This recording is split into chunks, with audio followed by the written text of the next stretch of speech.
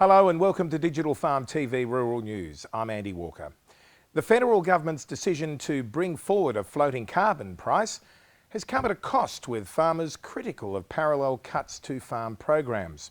The Prime Minister Kevin Rudd this week confirmed that the carbon tax would be replaced by an emissions trading scheme at a cost to the budget of $3.8 billion over the next 4 years. This cost was to be partially offset by cutting $356 million in funding from the Biodiversity Fund and Carbon Farming Futures, among other programs.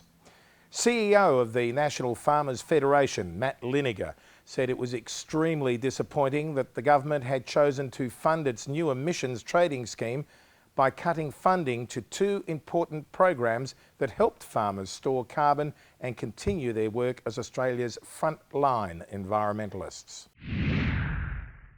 Bulldozers have started clearing the first block of what will be 13,400 hectares of new farming land near Kununurra in northwestern Australia.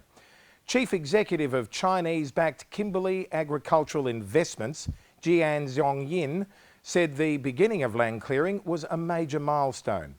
The company planned to invest about $700 million in the East Kimberley farming region over the next 5 years. KAI General Manager Jim Engelke said the company was looking to initially grow sorghum for ethanol production, with a long-term view to growing sugar if economies of scale could be reached to make a processing mill profitable. 1 million live animals have been exported from Australia this year without incident under tough animal welfare new rules. This success flies in the face of increasing calls by animals activists groups and critics for the trade to be banned, according to the Weekly Times. The industry said the fact more Australian livestock had been exported this year compared with 2012 with no major problems reflected the Export Supply Chain Assurance Scheme's effectiveness. ESCAS was formed after cruelty in Indonesian abattoirs was exposed 2 years ago. Gas companies would no longer be able to muscle New South Wales farmers under proposed new state dispute laws, the New South Wales government says. Legal representation at arbitrations was currently only possible if both parties agreed, according to Premier Barry O'Farrell this week. As part of the government's proposal, gas companies would no longer be able to object to farmers engaging legal assistance, Mr O'Farrell said. And gas companies would have to forego legal representation if farmers chose not to have a lawyer present.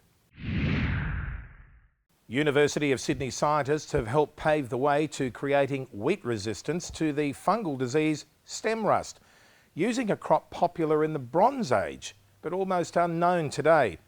The international research team used a gene from goat grass, a plant related to wheat.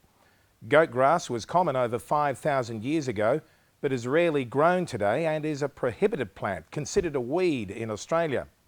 Agriculture Professor Harbans Bariana said it was in the long-term interest of wheat breeders to develop varieties with broad-spectrum resistance through combinations of different genes. The latest research marked significant progress towards that long-term goal. Canopy management techniques aimed at decreasing lodging risk and increasing yield in high-yielding wheat crops have been used in Queensland's first verified 8 tonnes per hectare wheat crop. Lodging is a term used to describe sections of cereal fields or sometimes whole fields that fall flat on the ground. Growers can learn more about managing high-yield crops in a new Grains Research and Development Corporation Irrigated Grains fact sheet. The fact sheet explains how to reduce lodging by managing crops to limit canopy growth and how the effectiveness of canopy management techniques varies with variety, soil and region. Brazilian beef exports have hit record levels in the first half of 2013, according to international media reports citing data from Brazil's Ministry of Agriculture, Livestock and Supply. Beef Central website reports that beef shipments from Brazil rose by 22.1% to 679,000 tonnes, compared with a year earlier, while export values were 14.6% higher than the previous year. The biggest growth was recorded in exports to Hong Kong, Algeria and Iran. Brazil shipped around 1.3 million tonnes of beef in 2012, ranking it as the third largest exporter of bovine meat products last year. India was first. Well, that's it for Digital Farm TV Rural News this week. I'm Andy Walker, and I look forward to your company again next week.